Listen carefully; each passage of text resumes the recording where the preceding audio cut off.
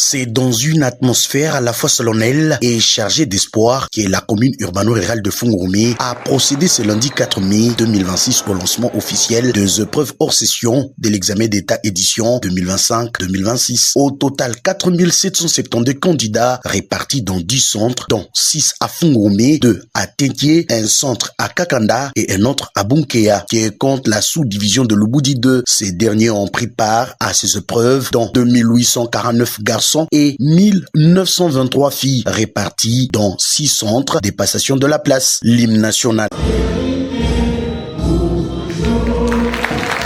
Les serments du citoyen récités par le récipiendaire et la prière d'un élève ont ouvert la cérémonie. Plaçant son mot d'ouverture, les sous-prophètes, M. Sylvain Kayoukaouz, et en présence de plusieurs hôtes venus de Kinshasa et en province, dont Madame l'inspectrice générale adjointe Agathe Djambandonda, et plusieurs venus à accompagner l'activité, a tenu à exhorter les candidats à la prise de conscience et à travailler en toute quiétude pour assurer une bonne réussite à la famille et pour l'école. Conformément au calendrier scolaire 2025-2026, ce jour marque le début des épreuves hors session de l'examen d'État édition 2025-2026 qui commence aujourd'hui par la dissertation et la rédaction. Jeunes gens, je pense que vous venez de réciter les serments du citoyen.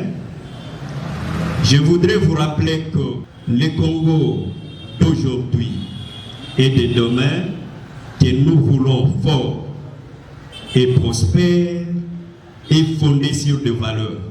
Je vous demande de ne pas céder au démon de la tricherie, au démon de la fraude.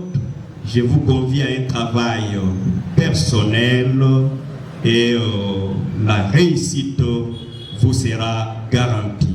Maman Fifi Masuka, encore une fois, cette maman a pris une heureuse décision, c'est celle de prendre en charge le frais de participation à ces épreuves.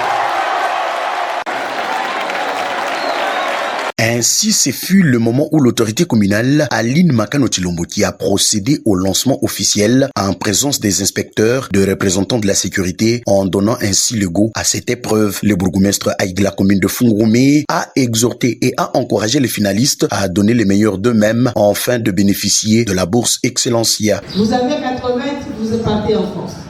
Vous avez 70, 75, la limite c'est 70. Vous pouvez aller, je ne sais pas moi, en Afrique du Sud, au Kenya. S'il vous plaît, c'est une opportunité.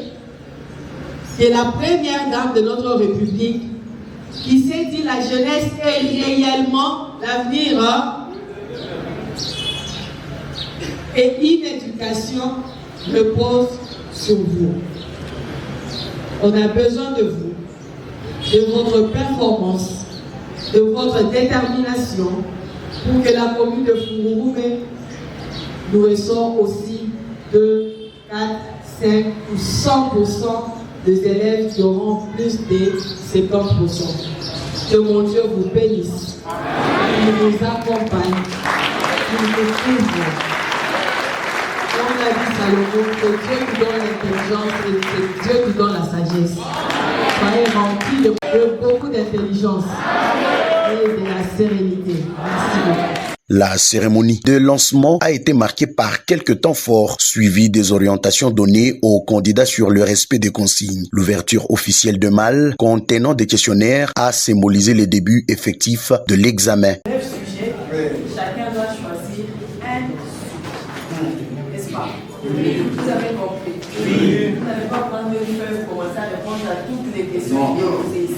Sur place, les sérieux et la détermination des élèves témoignent de l'importance de cette étape, considérée comme un passage clé vers l'enseignement supérieur. Malgré certains défis logistiques souvent observés dans les zones minières comme Fungurumé, les autorités se veulent rassurantes quant à l'organisation et à la transparence des épreuves. Ces lancements marquent ainsi le début d'une période cruciale pour le millier de finalistes appelés à donner le meilleur d'eux-mêmes pour décrocher leur diplôme d'État. La séance s'est poursuivie dans les différents centre où la distribution de copies d'examen a eu lieu en toute quiétude après un discours d'encouragement de l'inspectrice générale adjointe Agathe Djambandonda.